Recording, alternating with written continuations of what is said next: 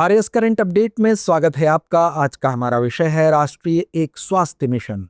आइए सबसे पहले जानते हैं चर्चा के बिंदुओं को। तो सबसे पहले जानेंगे ये चर्चा में क्यों है, राष्ट्रीय वन हेल्थ मिशन के बारे में, आईसीएमआर के बारे में और अंत में कुछ अन्य महत्वपूर्ण तथ्यों को जानने के साथ चलेंगे अभ्यास प्रश्न की तरफ। तो आइए सबसे पहले जानते हैं ये चर्चा में क्यों है। 26 अगस्त 2025 को नई दिल्ली में विज्ञान भवन एनेक्सी में राष्ट्रीय एक स्वास्थ्य मिशन की वैज्ञानिक संचालन समिति की तीसरी बैठक आयोजित हुई। इस बैठक की अध्यक्षता भारत सरकार के प्रधान वैज्ञानिक सलाहकार प्रोफेसर अजय के सूद ने की। बता दें कि इसमें कई मंत्रालयों, विभागों और राज्यों के प्रतिनिधियों ने भाग लिया। गौरतलब है कि राष्ट्रीय वन हेल्थ मिशन की कार्यान्वयन एजेंसी भारतीय आयुर्विज्ञान अनुसंधान परिषद यानी आईसीएमआर है। आइए अब जानते हैं राष्ट्रीय वन हेल्थ मिशन के बारे में। यह एक अंतर मंत्रालयी प्रयास है जिसमें स्वास्थ्य, पशुपालन, कृषि, पर्यावरण समेत विभिन्न मंत्रालय जुड़े हैं। इसका उद्देश्य मानव, पशु और पर्यावरणीय स्वास्थ्य को एकीकृत दृष्टिकोण से जोड़ना है। इसमें बहुस्तरीय शासन संरचना, राज्य केंद्रित शासित प्रदेशों की सहभागिता,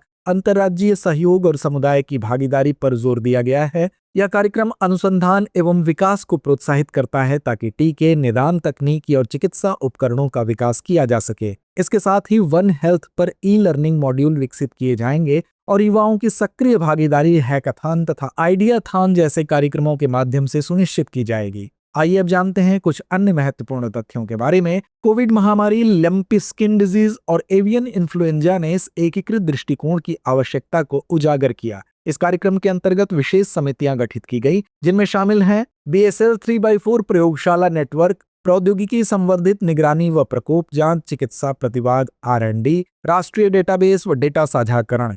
इससे संबंधित पहली प्रयोगशाला जून 2025 में पहली राज्य या संघ राज्य आयोजित की गई थी। आइए अब जानते हैं आईसीएमआर के बारे में। Indian council of medical research की स्थापना 1911 में इंडियन रिसर्च फंड एसोसिएशन यानी IRFA के रूप में की गई थी। इसकी स्थापना सर हरकोर्ट बटलर ने की थी। वर्ष 1949 में इसका नाम बदलकर Indian council of medical research यानी ICMR रखा गया। ICMR ने शोध और नीतियों के माध्यम से स्मॉल पॉक्स यानी चेचक जैसी बीमारियों के उन्मूलन में महत्वपूर्ण भूमिका निभाई है। ICMR का मुख्य उद्देश्य जैव चिकित्सा अनुसंधान को बढ़ावा देना और जन स्वास्थ्य में सुधार करना है। तो आइए अंत में नोट करते हैं आज का अभ्यास प्रश्न। राष्ट्रीय वन हेल्थ मिशन की कार्यान्वयन एजेंसी कौन है? विकल्प A आयुष मंत्रालय, विकल्प B भारतीय आयुर्विज्ञान अनुसंधान परिषद, विकल्प C भारतीय कृषि अनुसंधान परिषद या विकल्प D राष्ट्रीय रोग नियंत्रण केंद्र। तो इस प्रश्न का जवाब कमेंट बॉक्स में देना ना भूलें। धन्यवाद।